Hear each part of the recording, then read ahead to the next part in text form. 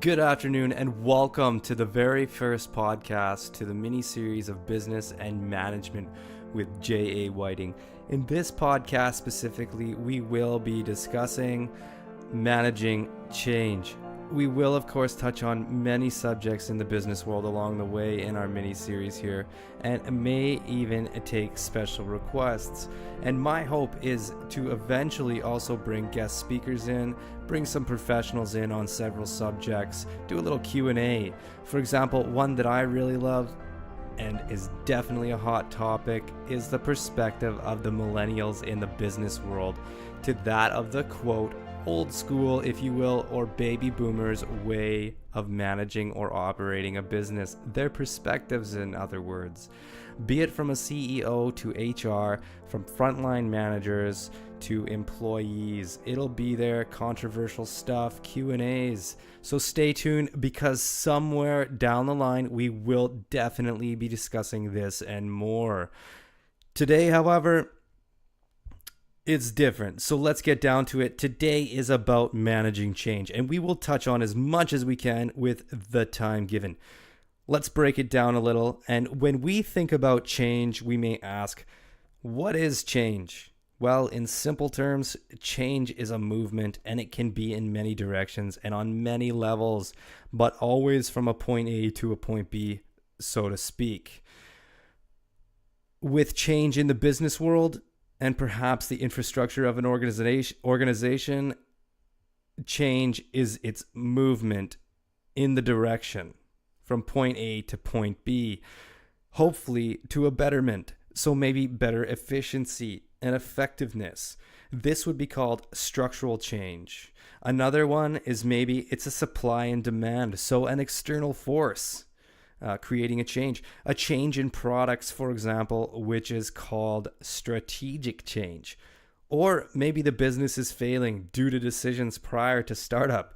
The analysis is just not meeting the visions and expectations, etc. This is under the category of cultural changes. All of this and many others is what's known as an organizational change. And yes, of course, we still do have the change such as employees shifting positions in organizations, people quitting perhaps, maybe people being let go. Also, how people interact as members in the organization, and many more reasons. Nonetheless, again, these are all examples of changes that an organization may face. And in the mix, there are the managers, the entrepreneurs, or special hires. These special hires sometimes are from an external source. These people, the managers, the entrepreneurs, and the special hires have the initiative, and they take on the change. These individuals are put on the line to accept a responsibility to see that a business's visions and expectations are being met during operations, and of course also during the process of the change. These individuals are known as change agents, and they play a very vital role in managing change. Now, with change, we have steps we must take as managers in order to ensure there is a professional and successful outcome. Considering change can be a very complex movement in the business world, in the infrastructure, and typically is accompanied with a great amount of resistance at times, especially if it's not done properly. Now, I'm only going to touch on these steps briefly, and if requested, of course, maybe we'll open a new pod to these exact steps and dive deeper into one at a time in the future within our mini-series here. So either way, here we are. Here's the steps. Step number 1, assessing the need to change. An assessment of the change at hand. The why, the what, the where, etc. Presenting a structured assessment is another step within this one. I love this. So we've made the assessment. Now we are taking that structured assessment of why change is required and presenting it to everyone involved in the organization. That's a great step. It can create a show of honesty and hopefully will assist in relieving some of that said resistance met when change is taking place.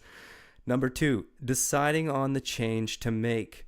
With the assessment complete, this should allow managers and employees to have a better understanding of what future direction is best and how best to carry out such a movement. Very good, very good. So number 3, introducing the change. Generally, this is done in 2 ways, and if we can visualize the position from the employee to the highest level of management and vice versa, we have now 2 separate directions as managers we could take this. We can start the change from employee to CEO or upper management, if you will. Quote, call that bottom-up change. Or we take upper management down to employee. We quote, top-down change. Okay, those are the 2 directions. Bottom-up change, top-down change. Very good. Step number 4, one of my favorites, actually the favorite, evaluating the change made. This step is pretty self-explanatory, yet the suggestion is to take vital analysis and information from different areas of the organization after the change and compare the results with pre-evaluation that was done prior. Big time. This step is personally one of my favorites, simply because it introduces possibilities. It opens up the truths to the movements that are needing to have happen. So we are in the direction to success now, always moving forward, and seeing and accepting what changes may need to happen are some key routes to success here. Great. Again, my favorite. That's all I'm going to say for now on those. We'll leave it at that with those brief descriptions. Should be good so far. Hopefully open up these a bit more in the future. We'll see. Moving forward and continuing on with other perspectives in managing change, a big part of the process is seen in the manager, the entrepreneur, and the position of these individuals take, of course, at what position they're taking. But let's now take into consideration the organizational change in the culture. The culture is also important. Very interesting topic that has a lot of relevance to change regardless of what type of change and who is in the position taking the initiatives. If the culture of the organization is reluctant to embrace the change for whatever reasons, you may find an inert culture. And when we use the term culture, it's more diverse than just one particular thing in an organization. It's basically the heart and style of the organization's workings, the inner workings, and the design. But for an example, and typically in this design where we have an inert culture, say, you have employees maybe against the change for certain reason. Could be emotional, leading to professional from lack of communications. Could be professional. You never know. For example, no program to move employees forward within the company. So poor advancements, poor goal-oriented settings. Another one is low goal for increase of worth to the human resources. This can manifest an inert culture. Just few examples of many. In short, this poses a challenge to managing change. There are also adaptive cultures in organizations. These cultures are much more accepting to change and do a lot better when it comes to progression, performance, success, etc. So take the HR, for example, again. Maybe the worth of human resources is considered a major goal to the company or organization's future, perhaps. One thing I would like to pull into this discussion, and that is the platform of the human resources known as HRIS, Human Resources Information System. It's a great structure. This structure can be looked at in many different forms, but typically it is compiled of data that can equip managers and, of course, HR specialists with what they need when in situations needing professional business strategies.